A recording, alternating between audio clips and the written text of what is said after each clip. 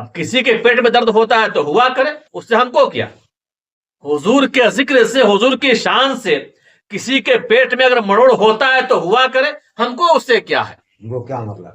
ٹھیک ہے، قرآن میں اللہ نے ان کا ذکر بار بار کر کے ہم کو سکھایا کہ ان کا ذکر بار بار کر۔ نمبر 4، والذین یؤمنون بما انزل الیک، اور وہ کہ ایمان لائیں اس پر جو اے محبوب تمہاری طرف اترا۔ اب یہاں سے ایمان کی ایک تفصیل بیان ہو رہی ہے۔ ایمان کی تفصیل بیان ہونا ضروری ہے، ورنہ آدمی جانے گا نہیں تو مانے گا کیا؟ ٹھیک ہے، ایمان کوئی چھوٹی موٹی چیز نہیں ہے کہ دعویٰ کر لے اور ایمان ہو گیا۔ ایمان کی باتیں بہت زیادہ ہیں، اور قرآن پاک میں سب سے زیادہ جو بیان ہوا ہے وہ ایمان کی باتیں ہی بیان ہوئی ہیں۔ اب یہاں پہ ایک تفصیل بیان ہو رہی ہے کہ صاحب قرآن کو بھی ماننا ہے، قرآن کو بھی ماننا ہے، دونوں کو ماننا ہے۔ اس پوائنٹ پہ پہلے تھوڑی تفصیل سے بات ہو چکی ہے، اب دہرانے کی ضرورت نہیں ہے، آگے چلتے ہیں۔ وَمَا أُنزِلَ مِن قَبْلِكَ، اور جو تم سے پہلے اترا۔ ٹھیک ہے، حضور پاک صلی اللہ علیہ وسلم کو مخاطب کر کے کہا جا رہا ہے کہ جو آپ پر اترا اس پر بھی ایمان لائیں، جو آپ سے پہلے اترا اس پر بھی ایمان لائیں، یعنی قرآن پاک کو بھی ماننا ہے، اور جو پہلے اترا، پہلے کیا اترا؟ آسمانی کتابیں مشہور 4 ہیں، مشہور 4 ہیں، توریت شریف، زبور شریف، انجیل شریف اور قرآن شریف۔ ان 4 کتاب کے علاوہ اور بھی کتابیں ہیں، پتلی پتلی کتابیں، صحیفے ہیں، ان سب کا نام معلوم نہیں ہے۔ جو کچھ بھی اللہ نے اتارا ہے ہم سب کو مانتے ہیں، ہم سب کو مانتے ہیں، لیکن باقی دوسری کتابیں آج دنیا میں یا تو موجود نہیں ہیں، یا اگر ہیں بھی تو ان میں لوگوں نے اپنے من سے ہیرا پھیری کر دیا، تبدیلی کر دیا، چینجنگ کر دیا، کیونکہ ان کتابوں کو بچا کے رکھنے کی ذمہ داری بندوں کے حوالے کی گئی تھی۔ کس کے حوالے؟ بندوں کے حوالے۔ بندوں نے کیا کیا؟ اپنے من سے ہیرا پھیری کر دیا، جو حکم اچھا نہیں لگا حکم کو بدل کے منمانی حکم لکھ دیا وہاں پہ۔ سب سے آخر میں قرآن پاک نازل ہوا۔ اب جب یہ قرآن آیا تو اللہ تعالی نے فرمایا کہ چونکہ یہ قرآن قیامت تک کے لیے ہے، اب کوئی نئی کتاب نہیں آئے گی۔ اگر اس کی حفاظت بندوں کے ذمہ دی جائے گی، بندے پھر اس میں ہیرا پھیری کریں گے، گڑبڑی کریں گے، تبدیلی چینجنگ کریں گے، اس لیے اب قرآن کو ہم خود بچا کے رکھیں گے، قرآن کو خود بچا کے رکھیں گے۔ اور اللہ نے بچا کے جب رکھا قرآن کو، تو آج 1400 سال سے زیادہ کا عرصہ ہو گیا، پھر بھی آج قرآن جیسے اترا تھا آج بھی ویسے ہی ہے، قیامت تک ایسے ہی رہے گا، اس میں چینجنگ نہیں ہو سکتی ہے۔ تو جو کتاب پہلے اتری ان پہ ہمارا ایمان ہے، من جملہ ہمارا ایمان ہے، من جملہ یعنی وہ اللہ کی کتابیں ہیں، وہ کتابیں اللہ کی ہیں، ہم مانتے ہیں وہ اللہ کی کتابیں ہیں۔ لیکن قرآن پہ جو ایمان لانا ہے تو قرآن پاک کے ایک ایک حرف پہ، زبر زیر پہ، نقطے پر ایمان لانا ہے۔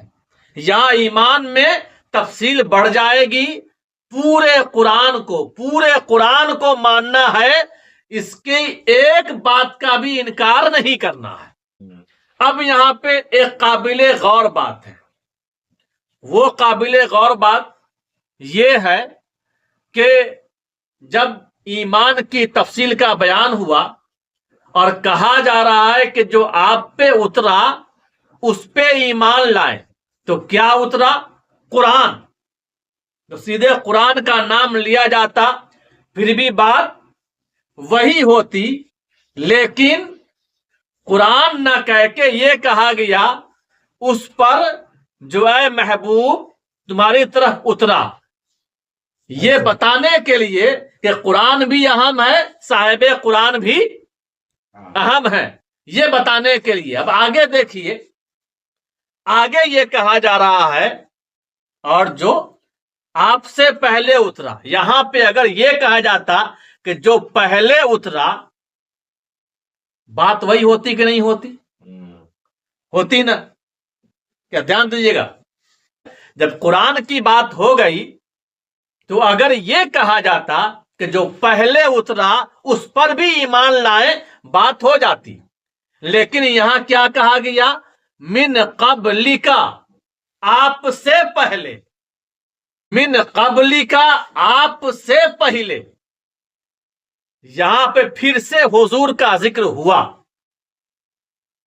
کہ نہیں ہوا؟ اب اس ایک آیت میں ایک بار نہیں دو بار حضور کا ذکر ہو رہا ہے کہ نہیں ہو رہا؟ کیا بات سمجھیے گا؟ اس ایک آیت میں حضور کا ذکر ایک بار نہیں دو بار، ایک بار نہیں دو بار ذکر کر کے یہ بتایا جا رہا ہے کہ حضور محبوب ہیں، حضور اللہ کے محبوب ہیں، اور محبوب کا ذکر ایک بار نہیں بار بار ہوتا ہے۔ کیا بہت پتے کی بات ہے، ٹھیک ہے؟ محبوب کا ذکر ایک بار نہیں بار بار، ہاں، محبوب کا ذکر ایک بار نہیں بار بار ہوتا ہے۔ یہاں پہ حضور کا ذکر محبت کے ساتھ ہو رہا ہے، بار بار ہو رہا ہے۔ تو اگر ہم بھی ان کا ذکر بار بار کریں تو اس میں دقت کیا ہے، حرج کیا ہے؟ کچھ نہیں۔ اب کسی کے پیٹ میں درد ہوتا ہے تو ہوا کرے، اس سے ہم کو کیا؟ حضور کے ذکر سے، حضور کی شان سے کسی کے پیٹ میں اگر مروڑ ہوتا ہے تو ہوا کرے، ہم کو اس سے کیا ہے؟ وہ کیا مطلب؟ ٹھیک ہے؟ قرآن میں اللہ نے ان کا ذکر بار بار کر کے ہم کو سکھایا کہ ان کا ذکر بار بار کرو، ان کا ذکر بار بار، کیونکہ وہ محبوب ہیں۔ اور یہی وجہ ہے کہ یہاں پہ سرکار اعلی حضرت نے ترجمہ کیا فرمایا؟ اور وہ کہ ایمان لائیں اس پر جو اے محبوب، جو اے محبوب تمہاری طرف اترا۔ تو یہ محبوب کا لفظ کہاں سے آ گیا؟ قرآن کے اندازے بیان سے یہ بات ثابت ہوتی ہے کہ حضور اللہ کے محبوب ہیں، اس لیے ان کا ذکر بار بار کیا جا رہا ہے۔ یہاں پہ ایک بات اور کہ قرآن میں حضور کو محبوب کہا جا رہا ہے، ان کا ذکر بار بار کیا جا رہا ہے، ان کا ذکر محبت کے ساتھ کیا جا رہا ہے۔ قرآن میں ان کا ذکر بار بار ہو رہا ہے اور محبت کے ساتھ ہو رہا ہے۔ اب سوال ہوتا ہے کہ قرآن میں محبت کے ساتھ اور کسی کا ذکر ہے یا نہیں؟ قرآن میں محبت کے ساتھ اور کسی کا ذکر ہے یا نہیں؟ تو پہلے پڑھیے سورہ فاتحہ، پہلے پڑھیے سورہ فاتحہ، ایاک نعبد و ایاک نستعین، اے اللہ ہم تیری ہی بندگی کریں۔ یہ تیری ہی پہ دھیان دیجئے گا، یہ محبت نہیں تو کیا ہے؟ کیا؟ تیری ہی بندگی کریں، وَإِيَّاكَ نَسْتَعِينُ، اور تجھی سے مدد چاہیں۔ یہ تیری ہی اور تجھی سے محبت نہیں تو کیا ہے؟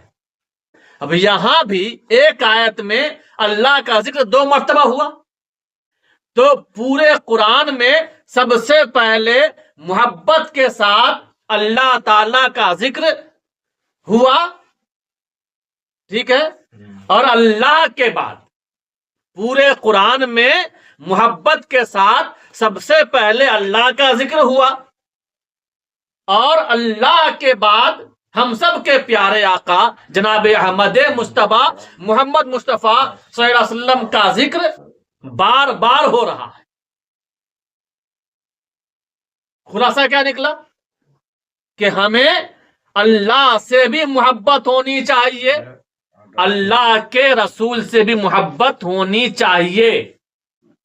اب یہ دونوں محبتیں دونوں الگ الگ ہیں یا ایک ہیں؟ اللہ کی محبت، اللہ کے رسول کی محبت ایک یا 2؟ ایک ہی ہے۔ ہاں ٹھیک ہے، دونوں محبتیں الگ الگ نہیں ہیں، ایک ہی ہے۔ دونوں محبتیں ایک ہیں، دونوں محبتیں ایک ہیں، سے ان کو ماننا چاہیے۔ اس لیے تفریق نہیں کرنا چاہیے، فرق نہیں کرنا چاہیے۔ ہمیں خدا کی شان بھی بیان کرنی ہے اور خدا کے محبوب کی شان بھی بیان کرنی ہے۔ ہمیں خدا کی شان بھی سننا ہے، خدا کے محبوب کی شان بھی سننا ہے۔ ہاں